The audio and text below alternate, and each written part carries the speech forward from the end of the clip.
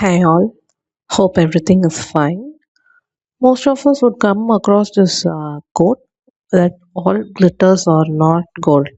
Yes, the food what we consume today is not gold and it's against the gold standard. Example, the ultra processed food.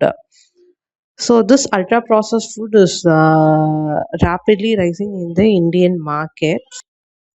Not only in Indian markets, most of the developed and developing countries are facing this issues due to the rise in non-communicable disease, which is linked to the consumption of ultra-processed food.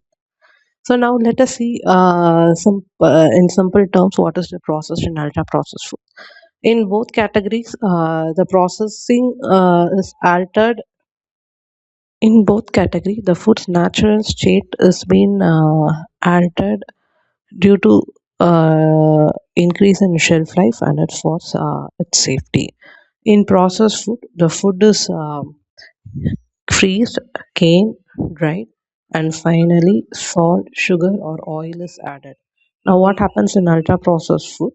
The same process is being continued, and finally, instead of adding homemade ingredients, active industrial agents, emulsifiers, are being added in ultra processed foods. Some example of processed foods are freezed curd, paneer, cheese, frozen vegetables, bread or roti that is available from a bakery, roasted nuts, dry fruits, and canned tomatoes are some examples of processed foods. And for ultra processed food, which is labeled as ready to eat, example instant. Other examples of ultra processed foods are packed foods, fast foods, packed snacks and chips, cakes and biscuits, soft drinks, and other one is the pizzas and burgers that are commonly attracting toddlers nowadays. And the finally one is which has been mostly labeled as ready to eat, such as instant ramen noodles, instant parotas, instant chapatis, instant idiyappam, instant dosa or idli batters. So these are the examples of ultra processed food.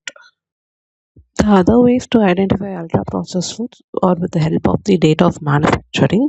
In case of processed food, the food should be consumed within 10 to 15 days, which will be labeled in the packed item itself. And in ultra processed food, the date of expiry would be far from the date of manufacture. For example, the food should be consumed within 3 months or 6 months. This is an very easy example to differentiate from processed and ultra processed food. The first and most easiest way is to look at the packaging language which is mentioned in the labels, such as instant, ready to eat, ready to cook, fortified with vitamins, minerals, etc., etc. Zero trans fat, low in fat, which is usually mentioned in big attractive columns, and small in sugars or high in sugars will be mentioned in very small columns. This has to be noted. The second method is to look at the ingredient list.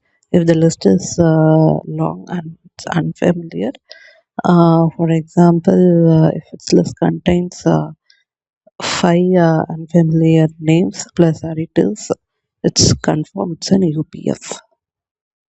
Common UPF markers are high fructose corn syrup, artificial sweeteners, artificial enhancers or flavor enhancers, additives. These are the common things. Now let us see how to manage UPF. The first step is to transform for traditional homemade foods, and then also follow the 80 to 20 rule. 80 percentage is for homemade foods and 20 percentage is for minimally processed foods. So this in turn avoids the guilt, plus it is minimal hormonal imbalance would be the examples of traditional foods are whole grains, millets, legumes and pulses. Instead of wheat chapatis, transform to millet chapati. Other than that, avoid sugar intake and also avoid fructose intake. The first step is to reduce the UPFs to transform to homemade food items such as traditional millets, legumes, pulses, and grain, and also follow the 80 to 20 rule. 80 percentage homemade item and 20 percentage is minimally processed food. Thereby, this will reduce guilt-free balancing diet. So, the next thing is to closely look for Indian marketing tricks such as immunity boosters, uh, zero trans fats, etc. Avoid ingredients containing flavors, emulsifiers, oxidators, such things. Now, concluding on UPF, actionable recommendation should be for both the sides. One is for the public, and second one is for policymakers regarding the marketing on the UPF. So, listing for public, customers has to be keen on the ingredients that has been presented in the UPF, such as emulsifier, sweet enhancer, artificial flavors, etc. They have to swap for a better traditional foods in Indian culture, and minimal processing food must be allocated. For policymakers, front, front page labeling should be done in every packets of the UPF in order to create a public awareness on the nutritional fact present in it. Thank you.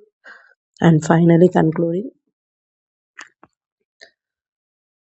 your health begins with your plate. Share to spread the awareness. Thank you all. Share this presentation and please comment on it. Thank you.